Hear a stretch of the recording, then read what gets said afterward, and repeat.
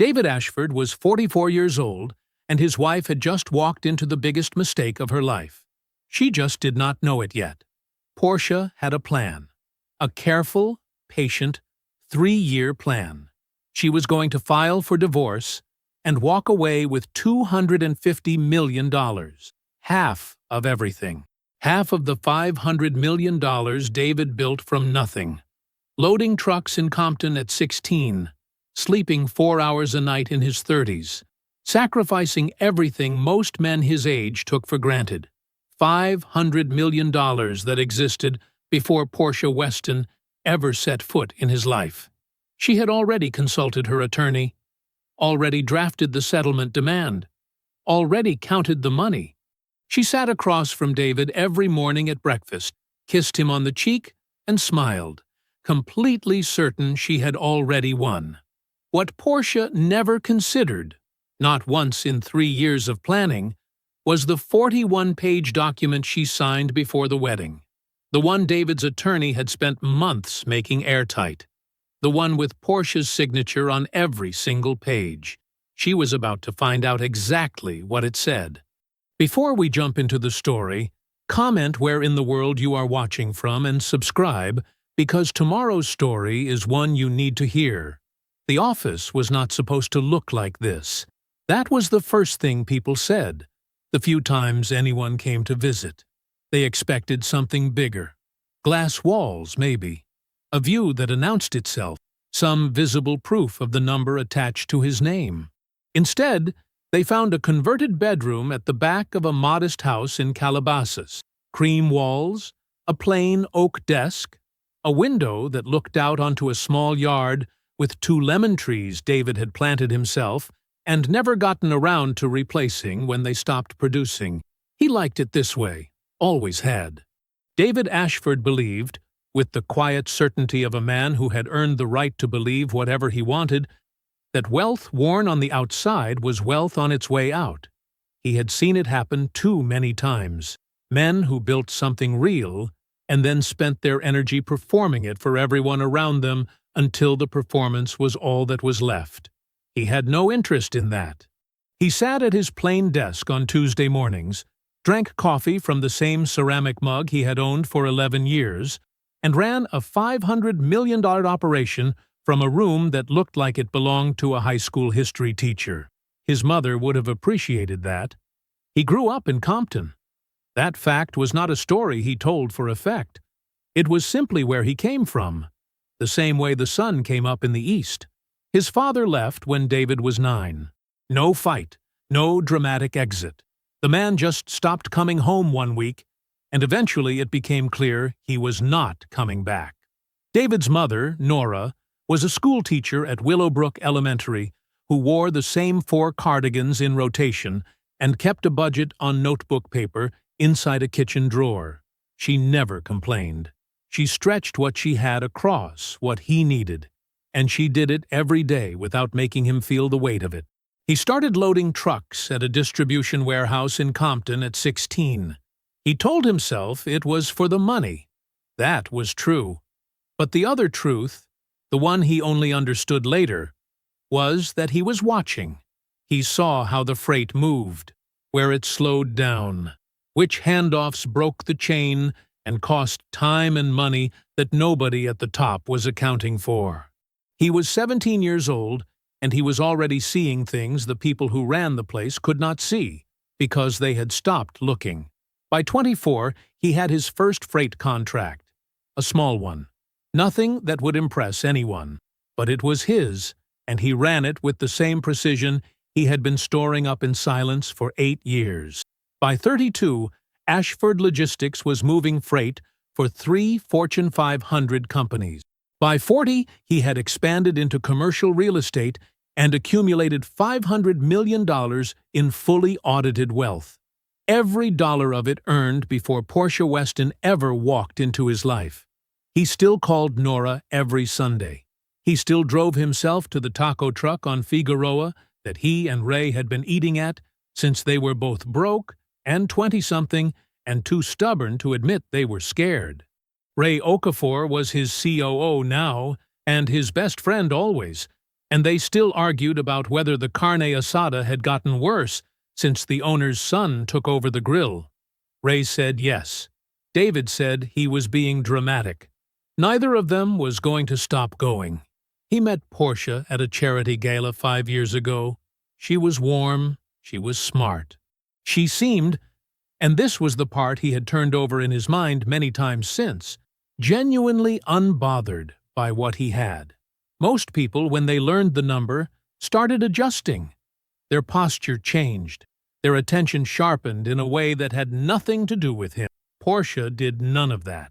She asked him what he was reading. She argued with him about a documentary they had both seen.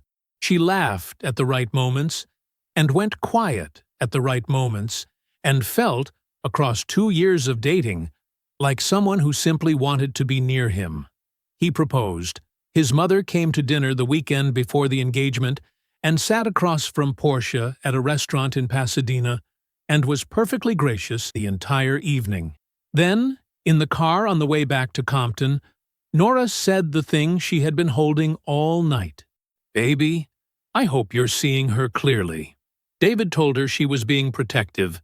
He told her Portia was good for him. He told her she would come around. He married Portia anyway. The marriage was easy, on the surface. Portia was warm and present. She managed the joint household account David funded generously each month and kept the house running without complaint. She came to his company events and remembered people's names and made him look in every visible way like a man who had gotten it right. That Tuesday morning, she appeared in the doorway of his office with a carry-on and a weekender bag and told him she was heading to Scottsdale for a long weekend with her friend Dana. She kissed him on the cheek. She smelled like the perfume he had bought her for her birthday in March. He watched her carry both bags toward the front door. He looked at those bags, the carry-on and the weekender together, and something in him registered a small, quiet contradiction. 3 days did not need that much. He almost said something. He did not. The call came at 12:47 p.m. David was at his actual office, the Ashford Logistics building in El Segundo, on the 3rd floor, where the windows finally did offer a view worth looking at, reviewing a freight routing proposal when his cell phone lit up on the desk. Ray's name on the screen. He picked up. "Hey." "Hey." Ray paused. One beat too long. "You got a minute?" David set the proposal down. In 20 years, Ray Okafor had called him with bad news exactly 6 times. A warehouse fire in 2009, a contract dispute in 2014, his father's health scare in 2018, and a few others that had rearranged the shape of things. David knew Ray's regular voice, and he knew his careful voice, and this was the careful one, slower, lower, the one where Ray was choosing every word before it left his mouth. "I got a minute," David said. "What is it?" "So I had a client lunch downtown today." Ray stopped again. "Nobu. The one on La Cienega." David waited.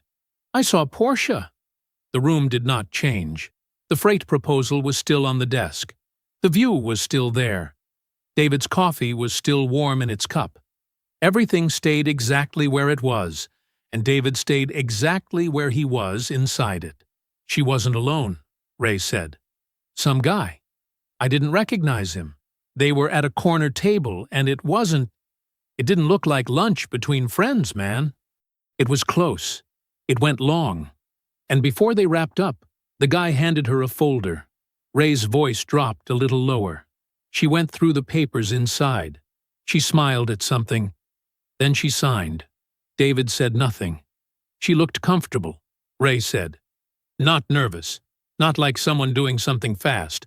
Like she had done it before, or like she knew exactly what she was looking at. The silence stretched long enough that Ray said his name. "David." "Yeah," David said. "I'm here. I'm sorry, man. I didn't know if I should call, but I couldn't not." "No," David said. "You did right." He meant it. His voice was even. "Thank you, Ray. You good? I'll talk to you later." He set the phone down. He did not move for 45 minutes. He did not look at the freight proposal. He did not answer the 2 emails that came in during that time. He sat in his chair and looked at a point somewhere past the window and thought about nothing specific, or maybe everything at once, everything compressed into a pressure behind his sternum that he was not going to let become something visible. Not here, not yet. At 1:34 p.m., he picked up his phone and called Adrienne Cole. She answered on the second ring the way she always did. "David." "Adrienne, I need you to do something for me quietly." He kept his voice flat and professional, the same voice he used for contract negotiations and difficult conversations and every situation in his life that required him to be the calmest person in the room. "Pull the prenup, the full document. Review it start to finish and tell me where we stand." A short silence on her end. Not confused. Adrienne was never confused. More like she was reading the space between his words, which she had always been better at than most people he knew. 24 hours, she said. "Thank you." She did not ask a single question. That was Adrienne. That had always been Adrienne. He had been her client for 20 years, since the first freight contract. And somewhere across all those deals and negotiations, she had learned to hear what he was not saying and respond to that instead. He trusted her with the things he could not fully say out loud yet. She had never once given him a reason not to. He cleared his afternoon. He drove home. Portia was already there when he arrived. She looked up from the kitchen counter with a bright, easy smile, her carry-on propped against the wall by the hallway. She said Dana's daughter had come down sick, and she had caught an early flight back. She asked if he was hungry. She asked about his day. David leaned against the doorframe and listened and said the right things back.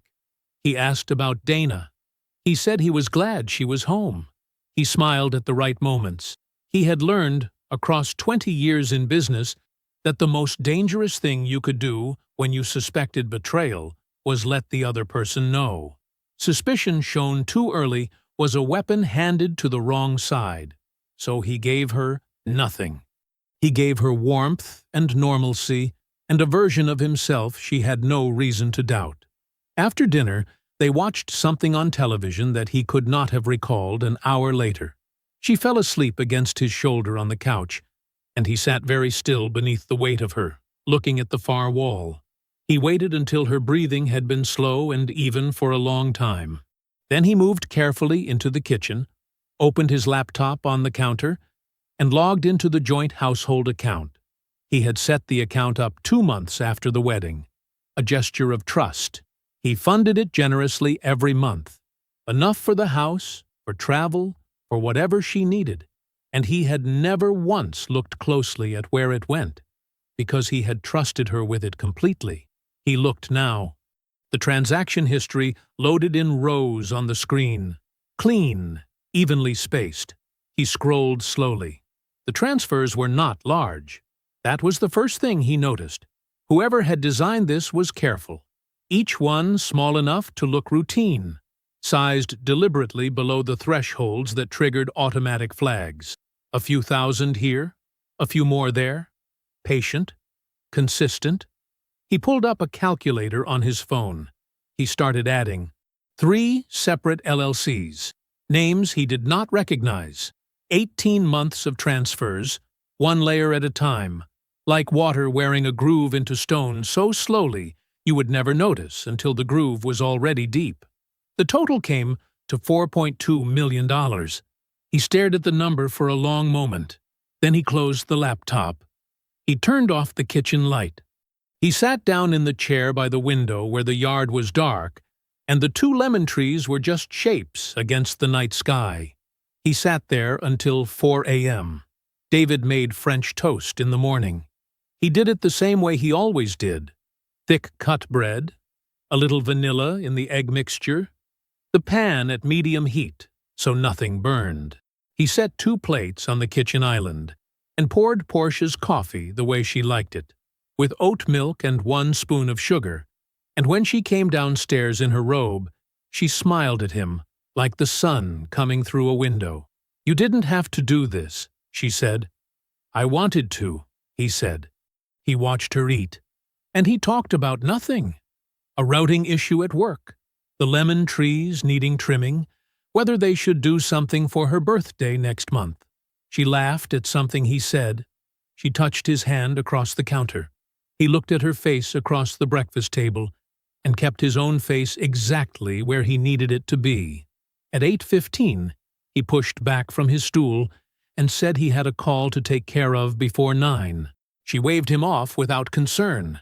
He kissed her cheek, picked up his keys, and walked out the front door. He drove straight to Century City. Adrienne's office was on the 14th floor of a building on Avenue of the Stars.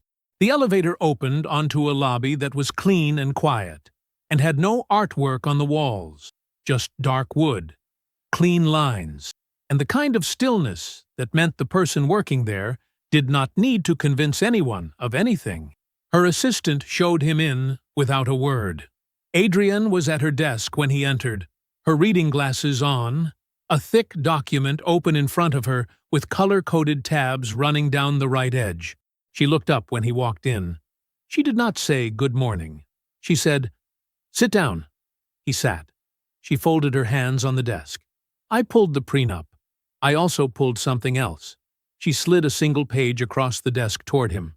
"Portia consulted a family law attorney 6 weeks ago. A man named Victor Hale, Century City, specializes in high-asset divorce. I have a contact in his building. She met with him twice." David looked at the page. A date, an address, 2 appointment blocks, hand-noted. Hale told her the prenup had challengeable weaknesses. Adrienne continued. Signing under incomplete disclosure, ambiguous language around asset appreciation, inadequate independent counsel at execution. She paused. "Those are the 3 standard angles. They are also the 3 angles I anticipated when I drafted it and closed off, one by one, in the document itself." She let that land. She is planning to file within 60 days. She believes she will receive half the marital estate. Based on Hale's assessment, she is expecting to walk out of this marriage with approximately $250 million. David set the page down. His hands were steady. "Show me the prenup," he said. Adrienne turned the document around and walked him through it. 41 pages. Every tab labeled in her neat, precise handwriting. The asset classification section came first. Language she read aloud in a level voice, neither rushing nor performing, just reading words she had chosen a long time ago with this exact possibility in mind. Every dollar of Ashford Logistics, all subsidiaries, all associated holdings, every piece of real estate, every investment account, every equity position, every dollar of appreciation from the day of signing forward, classified as irrevocable separate property, not subject to division, not subject to claim. The estate was valued at $500 million at the date of marriage, Adrienne said. Every cent of it, and every cent it has grown into since, sits outside the marital estate completely. She turned to the independent counsel tab. Signatures, notarized, time-stamped. Portia's attorney at the time, a woman named Geraldine Foss, solo practitioner, licensed and documented, had signed the acknowledgement page. Disclosure addendum behind that, a full financial inventory, every account, every asset, delivered to Foss's office 14 days before the wedding, signed and returned. "There is no disclosure argument," Adrienne said. "There is no counsel argument.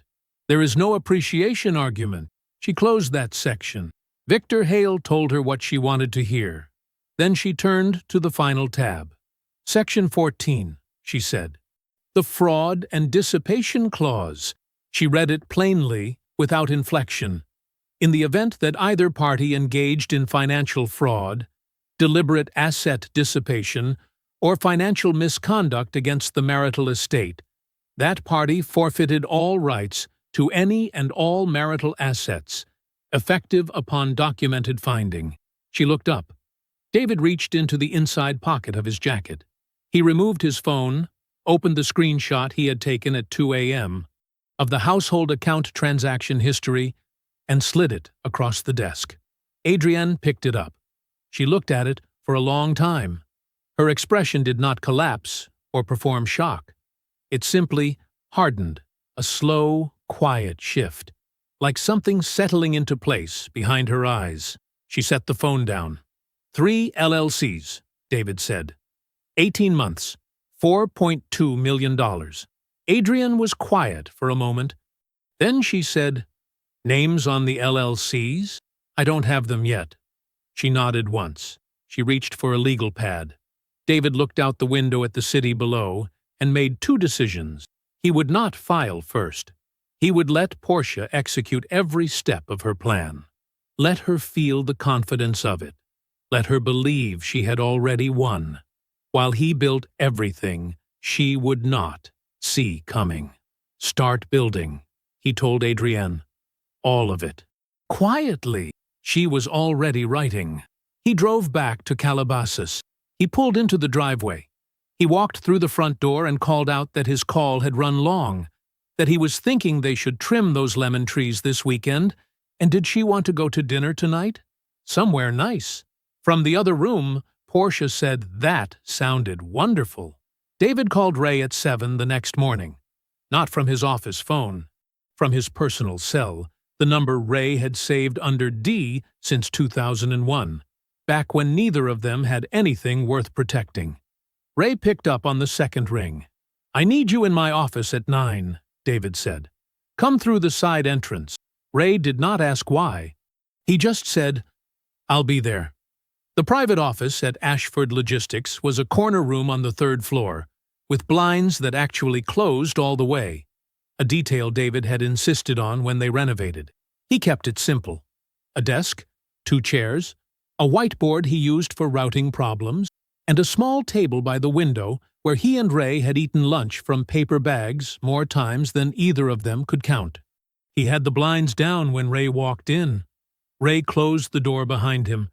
He read the room in about 2 seconds, the way he always did, and he sat down across from David without making it a thing. David said, "The man at Nobu. I need a name. No agencies, no paper trail. Just your people." Ray looked at him steadily. "How fast?" "Fast as you can do it quietly." Ray nodded once. "I'll make some calls." 4 days passed. David went to work every morning. He came home every evening. He asked Portia about her day. He slept beside her. He passed her the olive oil at dinner. He was very good at this. He had learned, in 20 years of business, that the most expensive thing a man could do in a negotiation was let the other side know they were in one. On the 5th day, Ray texted him 2 words, "Call me." David stepped out of a budget meeting, walked to the stairwell, and dialed. Ray's voice was different this time, not careful like before, something heavier in it. "His name is Grant Weston," Ray said. David went still. "Portia's brother," Ray said. "Same Grant Weston you met at your anniversary dinner. The one who came to you about portfolio consulting back in year 1. David remembered him. Mid-40s, good handshake, slightly too confident in the way of a man trying to sell something. He had let Grant review a portion of his personal portfolio, not the business, just some personal holdings, as a gesture of goodwill toward Portia. He had listened politely to what Grant suggested. He had thanked him and declined to take it further. Grant had not pushed. He had seemed to accept it without issue. David had not thought about Grant Weston since. "There's more," Ray said. "I had someone pull his business registration history. One of the LLCs your money went to. Weston Capital Ventures." Ray paused. "It was incorporated 8 months before your wedding." The stairwell was very quiet. David pressed his back against the wall. He looked at the gray concrete in front of him. He did not say anything. "David, I heard you. 8 months before, while y'all were still dating." David closed his eyes for a moment. The courtship played back through him. Not like a memory, more like evidence. The charity gala. The way she had found him, not the other way around. The 2 years of patience, the warmth, the careful indifference to his money, never asking for anything. The first performance, he had thought, but it was never just a performance. It was an operation. The LLC was already open. The structure was already built. His name was already the target, before he had ever said hers in the presence of anyone who mattered to him. "I need to see you," David said. "Where are you?" Ray was parked in a structure off Figueroa, 3rd level, engine off. David pulled in beside him 20 minutes later. They did not go anywhere. They just sat. Ray in his car. David's window rolled down. In the yellow half-light of the parking structure, with the sound of the city moving below them, Ray had printed everything. Business registration dates, LLC filings, registered agent information, the address on the articles of incorporation. He handed the papers through the window. David read each page without rushing. He turned them over. He read them again. He thought about Portia coming downstairs in her robe 2 mornings ago, smiling at the French toast he had made her, touching his hand across the counter. He thought about Grant Weston sitting at his table, shaking Ray's hand at the anniversary dinner, complimenting the crab cakes. Ray was quiet for a long time. Then he said it the way only Ray would say it, plain and low, the way something lands when there are no words left to dress it up. "She sat across from your mama at Thanksgiving." David did not respond. He did not need to.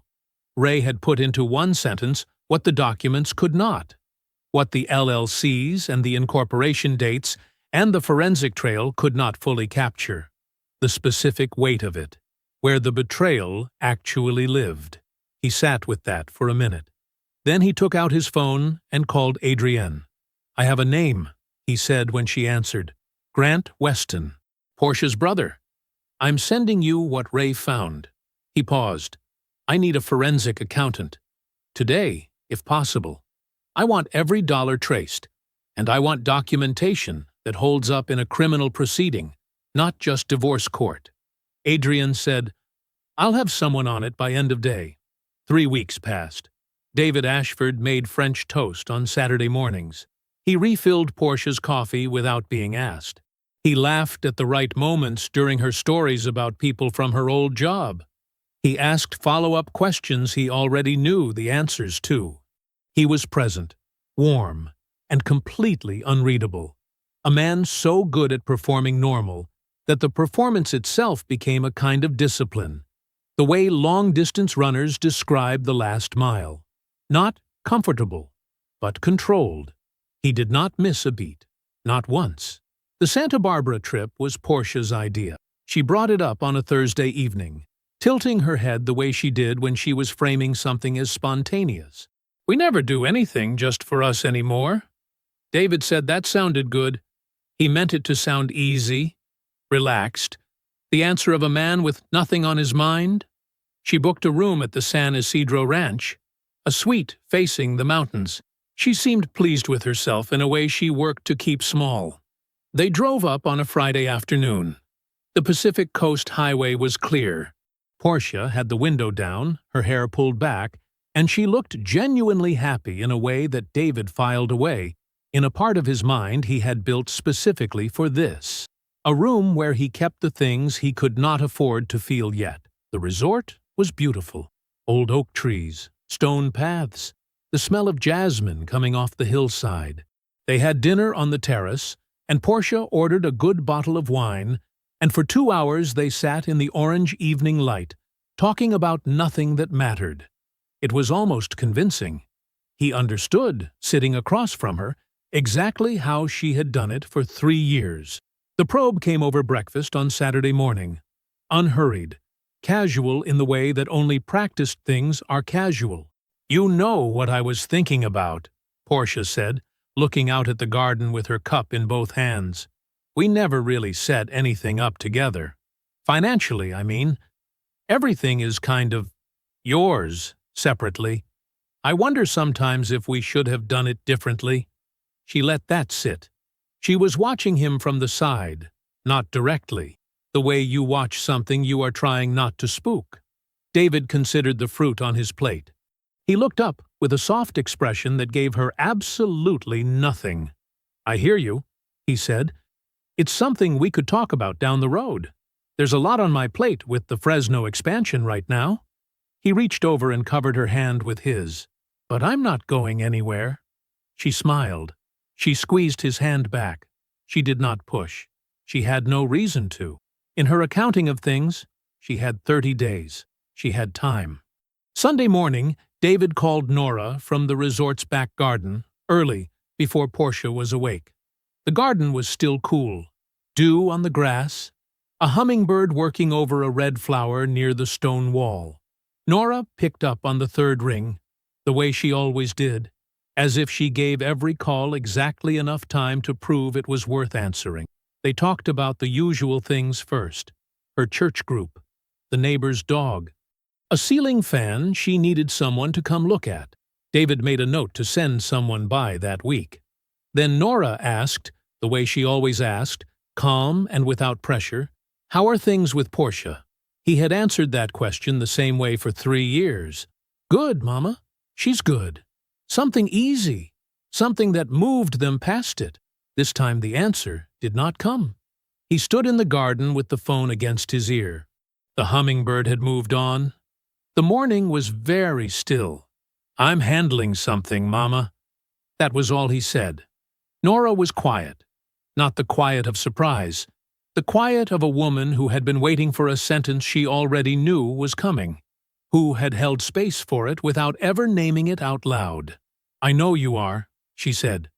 "You always do." She did not ask what. She did not press.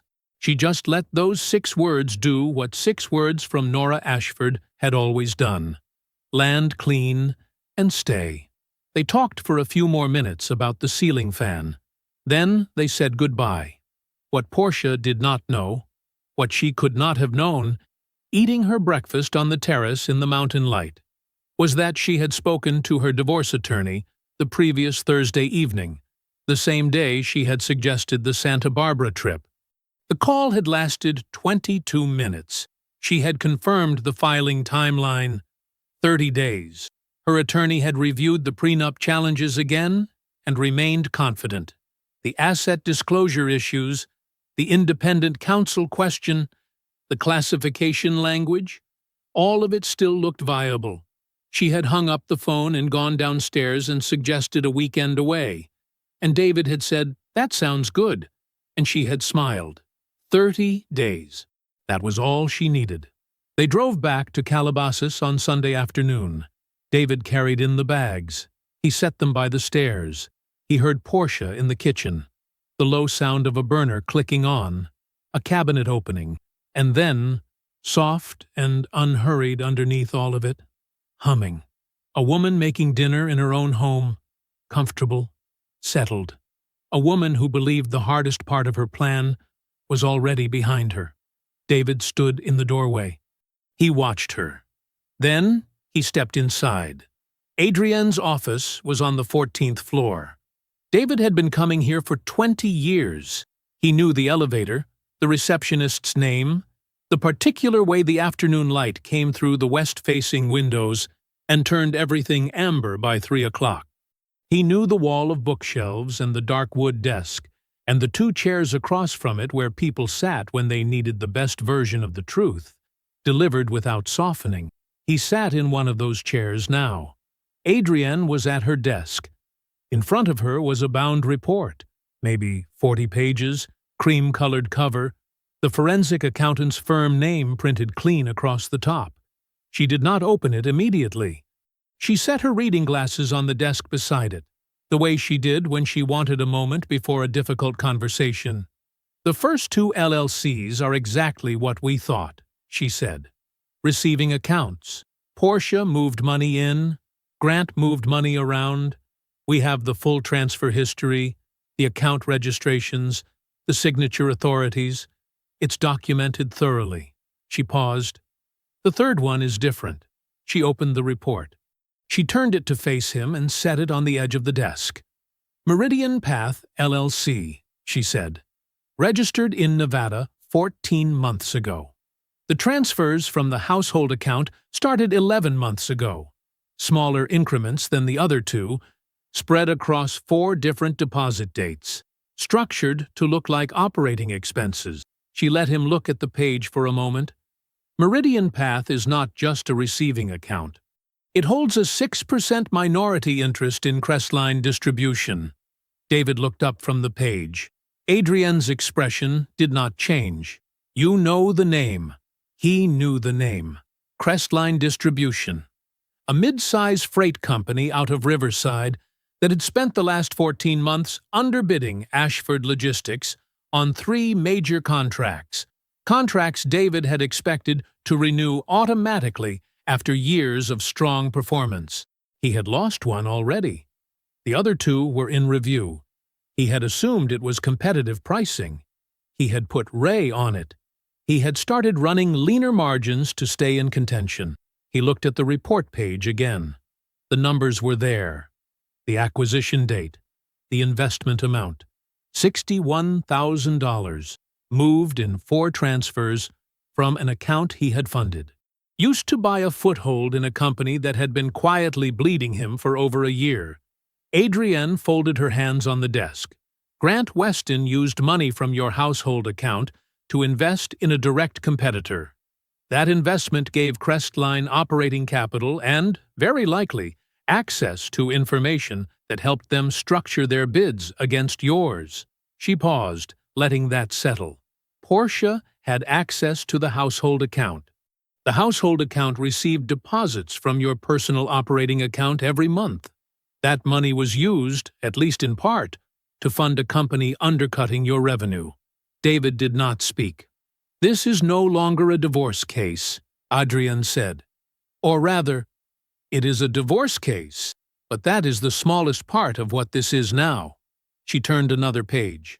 What we have, documented, is 3 distinct legal claims. First, fraud. The transfers alone are clear financial fraud within the marital estate, and the LLC structure demonstrates premeditation. Second, breach of fiduciary duty.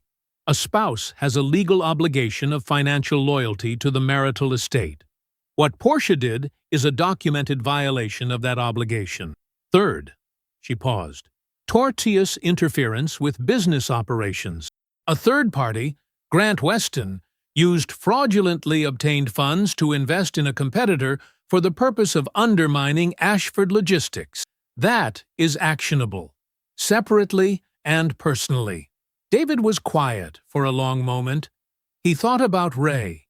He thought about the Crestline bids, about the calls Ray had made trying to understand why the numbers were not landing.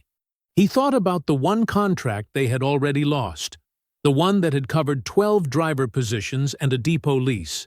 He thought about the names attached to those 12 positions, people who drove his trucks, who clocked in early, who called the office when their rigs needed maintenance, people who had built their own version of a life on the reliability of what David had built.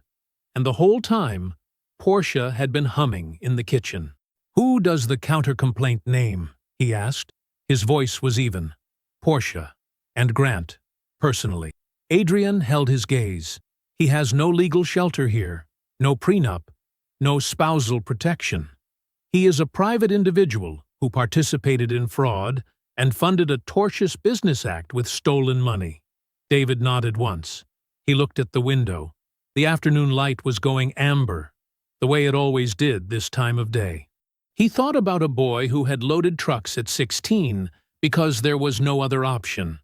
He thought about what it had cost him to build something that other people depended on, what it had taken out of him, year after year, before any of it became easy. He looked back at Adrienne. "Build all of it," he said. "Fraud, dissipation, business interference, every count, every document, every dollar. I want it complete." He stood up. "When she files, I want to be ready before she leaves the courthouse parking lot." Adrienne picked up her pen. "Then let's get to work," she said. He drove himself. That was not unusual. What was unusual was the direction. South on the 110, past downtown, past the exits he normally only took on Sundays. It was a Wednesday afternoon. He had cleared his calendar without explanation and told his assistant he would be unreachable until evening. The Compton streets looked the same as they always did. Not worse, not better. Just the same. The same corner stores, the same chain-link fences, the same particular quality of light that David had never been able to find anywhere else. Not in Calabasas, not in Century City, not anywhere that his money had eventually taken him. This light was flat and honest, and it had no interest in making anything look better than it was. He parked in front of the house.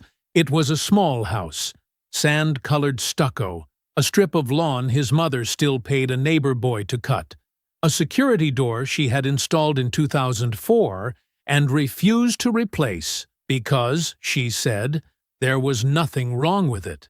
A clay pot on the porch with a succulent in it that had been there so long it had grown sideways. He knocked once. Nora opened the door in 20 seconds. She was 71 years old, and she still moved like someone who had a full schedule.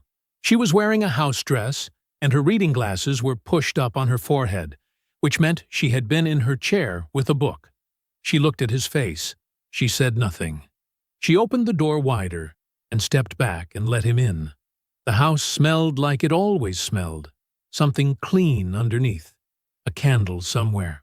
The particular warmth of a space that had been lived in with care for 40 years.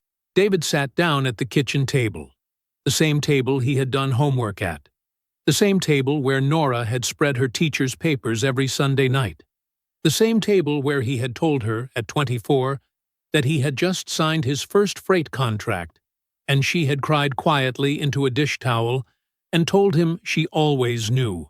Nora put the kettle on without asking. She sat across from him. He told her everything. He did not summarize. He told her about Ray's call, about the Nobu lunch and the folder and the signature, about the household account and the 3 LLCs and the $4.2 million. He told her about Grant Weston and Weston Capital Ventures, incorporated 8 months before the wedding.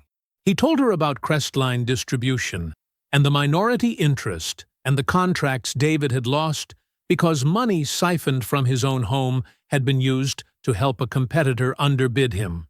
He told her what Adrian had built and what it covered: fraud, breach of duty, tortious interference, and he told her it was all documented and that it was all ready.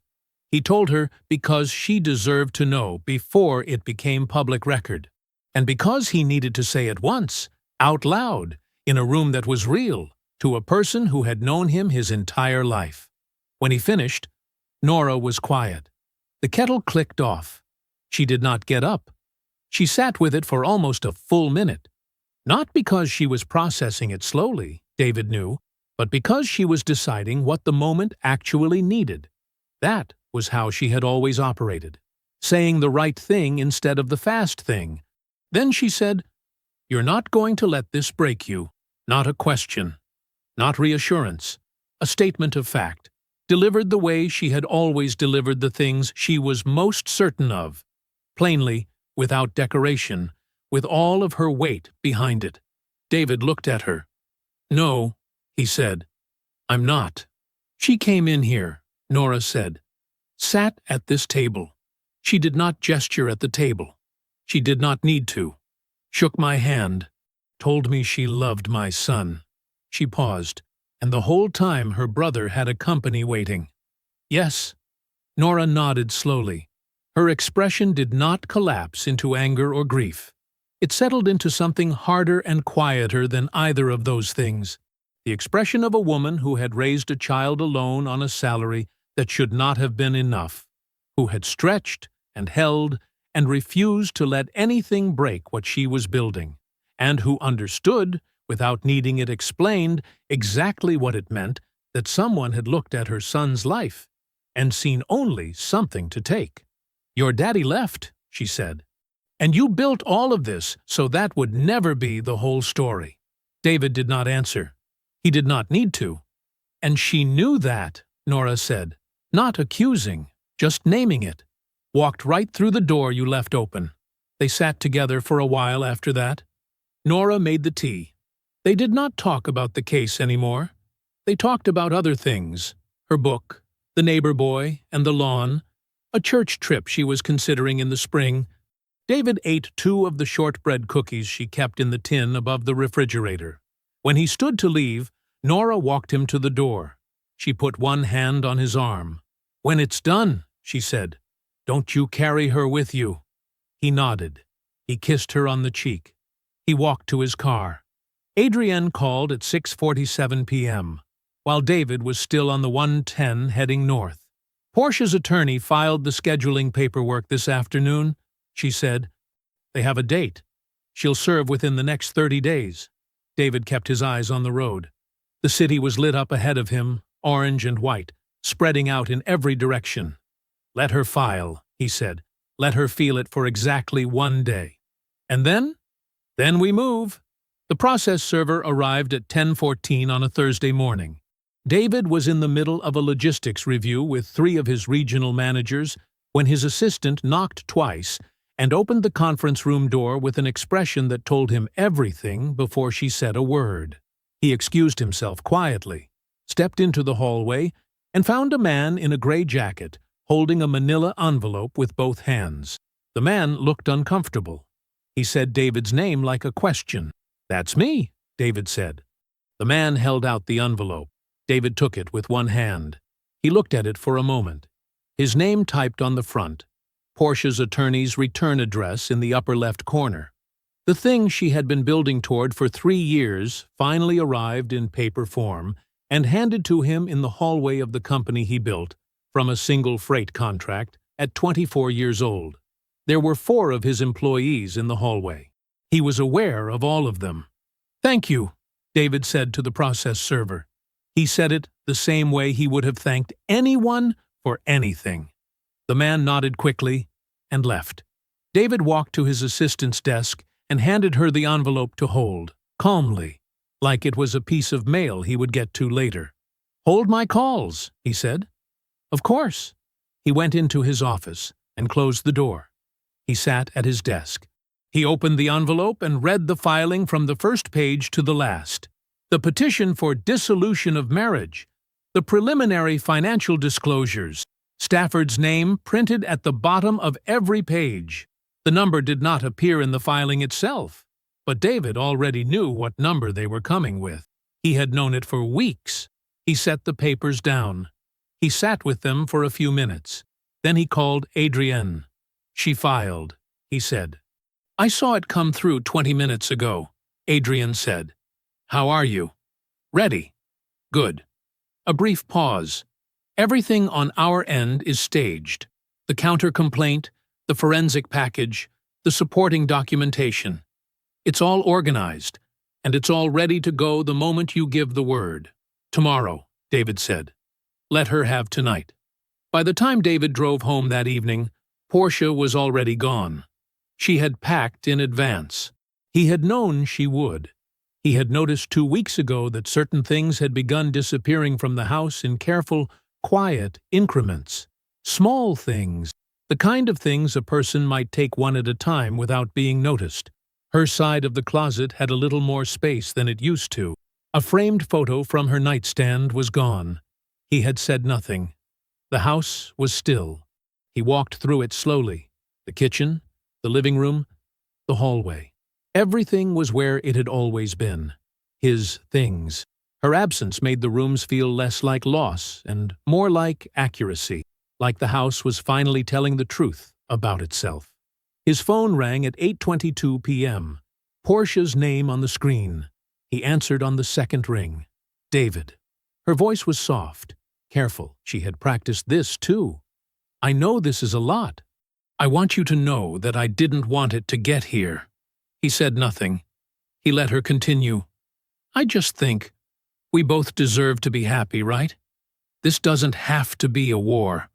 I hope we can handle this like adults, like 2 people who actually cared about each other." She paused. "I did care about you. I want you to know that." David looked out the window at the dark backyard. The same yard he had stood in 100 times. The same view. "I'll see you in court, Portia," he said. A beat of silence. "Okay," she said quietly. "Okay." She hung up. She called Grant before the elevator reached the hotel lobby. "It's done," she said. "He served. I talked to him.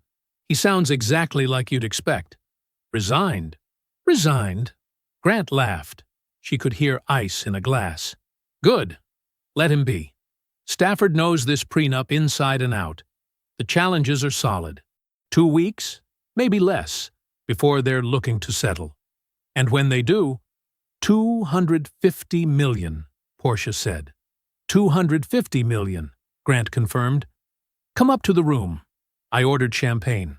She stepped out of the elevator and walked down the hall toward room 714. The carpet was thick and quiet under her heels.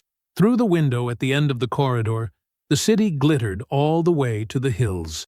She had been waiting 3 years for this feeling. She let herself have it. David did not celebrate. There was nothing to celebrate yet. He ate dinner standing at the kitchen counter. Leftover rice and chicken from 2 days ago, food Portia had not made.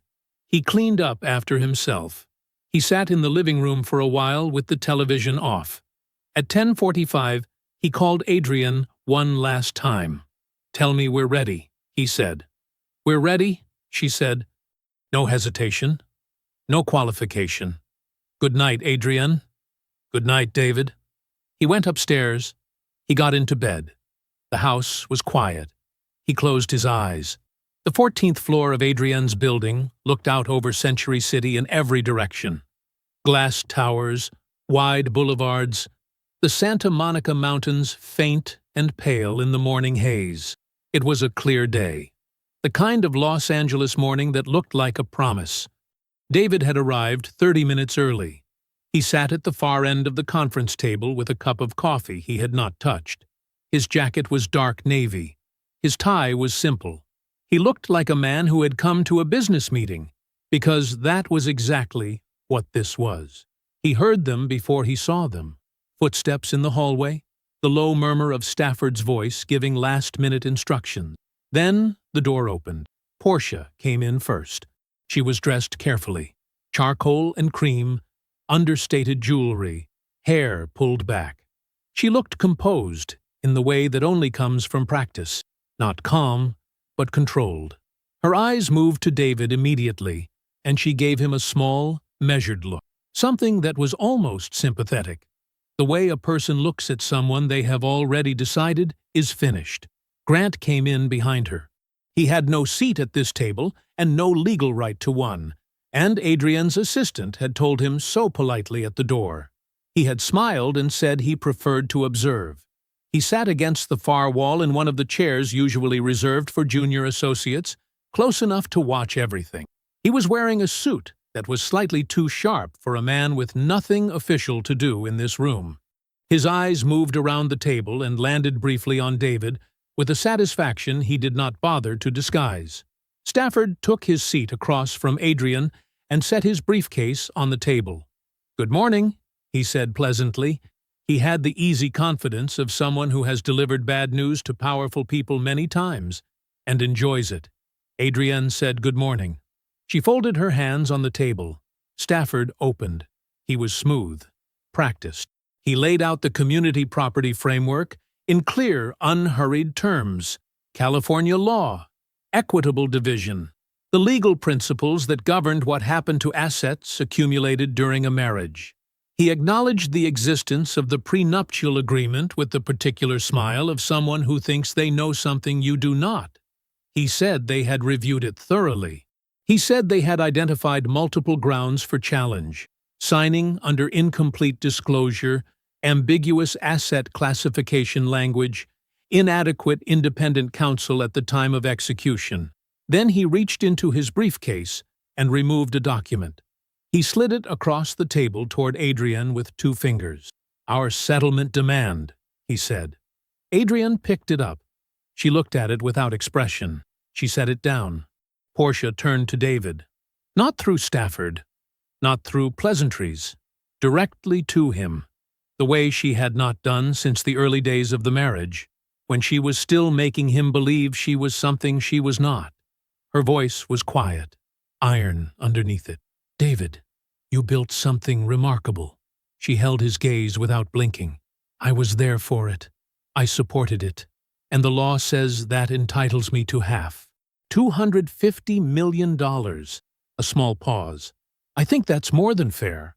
And I think deep down you know it too." She had rehearsed this. He could tell. She had rehearsed it in hotel mirrors and over the phone with Grant, and maybe even in her sleep. She had been living toward this moment for 3 years. David said nothing. He looked at Adrienne. Adrienne set the settlement demand down and did not look at it again. She opened her own file. 41 pages, every tab color-coded, every margin annotated in her handwriting. She placed it on the table in front of her the way a carpenter sets down a tool they built themselves and know completely. "Before we discuss settlement," she said, "I'd like to walk through the prenuptial agreement in full. I wrote it. I want to make sure we're all reading the same document." Stafford's smile held. "Of course." Adrienne began to read. She did not rush. She read the asset classification framework first, the language that defined, with surgical precision, what was separate property and what was not. She read the clause that established every dollar David Ashford owned before the date of marriage. Ashford Logistics, every subsidiary, every real estate holding, every investment account, every equity position, and every dollar of appreciation since, as irrevocable separate property. She paused there. She looked at Stafford directly. $500 million, built before this marriage, not subject to division, not subject to claim, not a marital asset in any legal sense. She turned one page. Not a cent of it. Stafford's smile disappeared.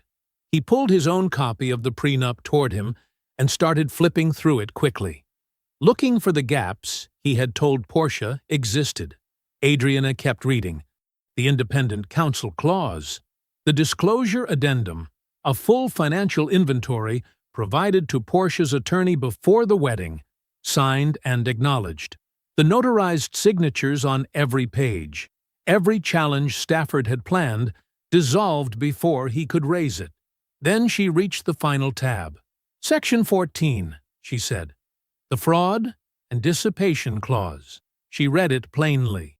In the event that either party engaged in financial fraud, deliberate asset dissipation, or misconduct against the marital estate, that party forfeited all rights to any and all marital assets upon documented finding.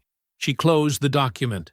"We have documentation of $4.2 million transferred from the joint marital account to 3 LLCs over 18 months. We have forensic accounting. We have a complete paper trail." She folded her hands. "We also have the incorporation records for Weston Capital Ventures, one of those 3 LLCs, showing a registration date 8 months before this marriage began." She did not look at Grant. She did not need to. "And we have documentation showing those funds were used to acquire a minority interest in a direct competitor of Ashford Logistics, which has been underbidding the company on contracts for the past year." The room was very quiet. Grant had gone the color of old paper. He was very still against the wall. Stafford was no longer flipping pages. He was sitting with both hands flat on the table, staring at a document he had clearly never truly understood. Portia had not moved. She was sitting exactly as she had been when she delivered her speech. Same posture, same position. But the certainty that had been in her eyes 60 seconds ago was gone. Completely gone.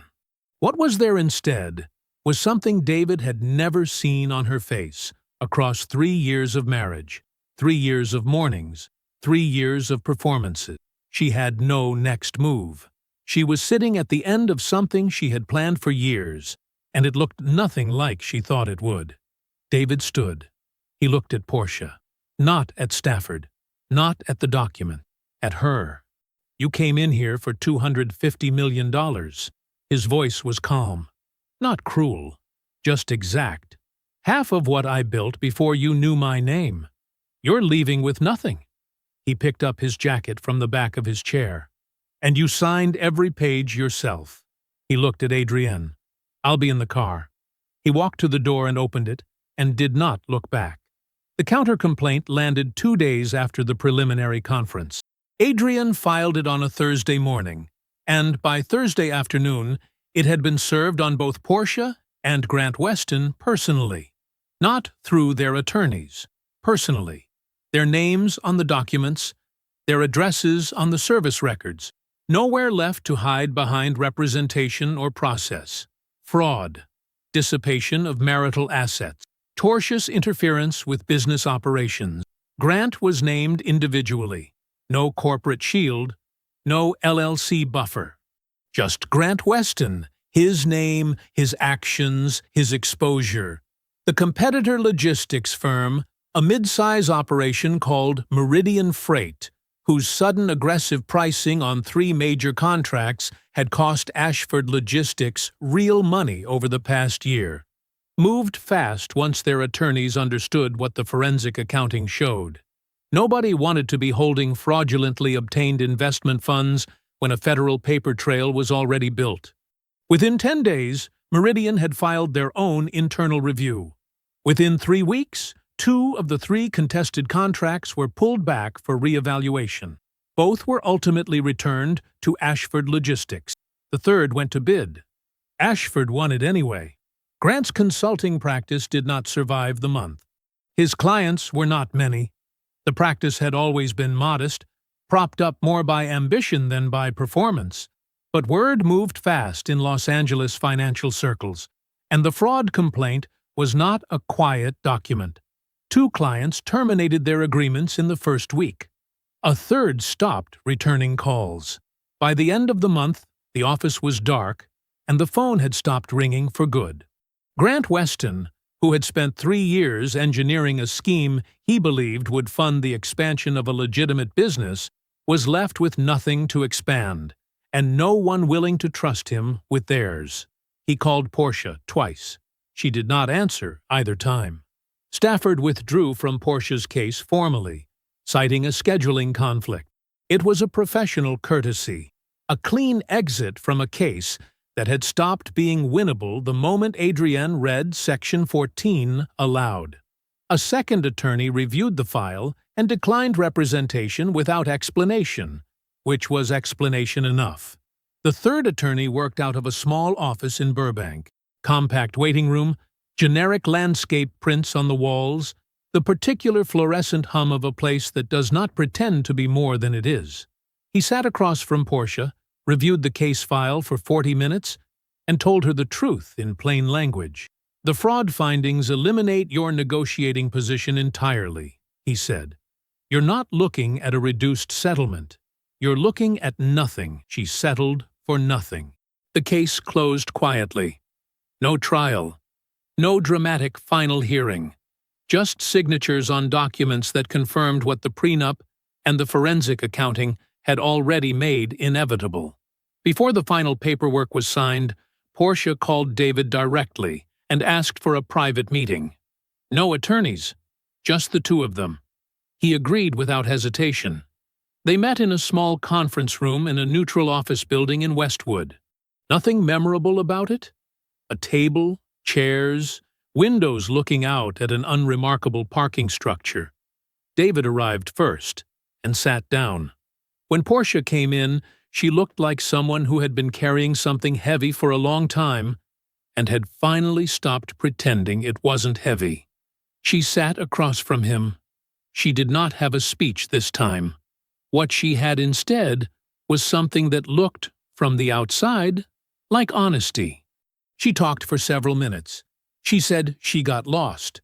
She said the plan and the person became 2 different things somewhere along the way, and she did not know how to separate them once they had. She said that what started as calculation became something more complicated, and that she understood if he did not believe her, but that she needed him to know it. She asked, with a directness that had none of the iron of the conference room in it. If there was anything at all, she could leave with, not money, just something. Some acknowledgement that 3 years meant something to at least one of them. David listened to all of it. He did not interrupt. He did not shift in his seat. He let her finish completely. And when she was done, he was quiet for a moment, just looking at her the way a man looks at something he has already made his peace with. Then he spoke. "You sat at my mother's table." His voice was calm, no heat in it. "You shook Ray's hand at my company's anniversary dinner. You looked me in the eye every morning for 3 years. He paused. "And the whole time, your brother had an LLC ready to catch what you were stealing." Portia did not look away. "Whatever you felt later doesn't change what you planned before," David said. "There is no version of this where I give you anything. Not a dollar, not my silence, not a reference if you come near what I built again." He stood up. "I hope your next life is one you actually want to live. Because this one cost you everything, and you spent it badly." He walked to the door. He opened it. He did not look back. He was not angry when he left. He was not sad. He was simply finished with it. The way you are finished with something that asked too much and gave back too little, and is now, finally, behind you. 3 years passed, the way years pass when a man is building something real. Not slowly, not quickly, just steadily, one decision at a time. David Ashford was 47 years old. Ashford Logistics had expanded into 4 new markets. The Business Journal profile came out in the spring, a cover story on asset protection and leadership resilience that David had agreed to reluctantly, and that used none of the words he would have used to describe what happened. He said only one thing in the interview that he meant completely. "The most dangerous threats to what you build come from inside. The answer is preparation." It has always been preparation. Portia Weston, she had returned to her maiden name, lived in Phoenix. She worked in property management for a mid-size firm. She did not speak publicly about David Ashford. She did not contact him. She did not come near anything he had built. Grant worked a junior role at a small financial services firm in the Valley. His name was on nothing. His access was limited. He was supervised closely by people who did not know his history and managed the accounts of people who would never be his. He had learned, at great cost and far too late, to be very careful about money that was not his. Ray was still COO, still David's best friend, still owed him $20 from a 2003 bet about whether a particular downtown restaurant would survive the year. The restaurant had been gone for 15 years. The debt remained unresolved by mutual unspoken agreement, and always would be. Nora still made Sunday dinner. David still drove himself there. On a Tuesday morning, David sat in his home office. Same modest room, same desk. The kind of space that had never tried to announce what it housed. No statement furniture, no awards on the walls, just a working room where a man thought through hard problems and made decisions that held. On the corner of the desk sat a framed photograph. Himself and Nora at his first warehouse in 1999. He was 23 in the photograph. Thin, serious. Holding a clipboard with both hands, his eyes aimed slightly off-camera at something the photographer could not see. Already calculating. Already working a problem that only he could see. He looked at it for a long moment. He had never been going to lose. He had known that. Somewhere underneath the grief and the discipline and the 45 minutes he sat motionless in his office after Ray's phone call, he had always known it. He had just needed her to find out. I hope you enjoyed that one. Be sure to like the video and subscribe so you don't miss the next story. I've picked out 2 more for you that I think you'll really like.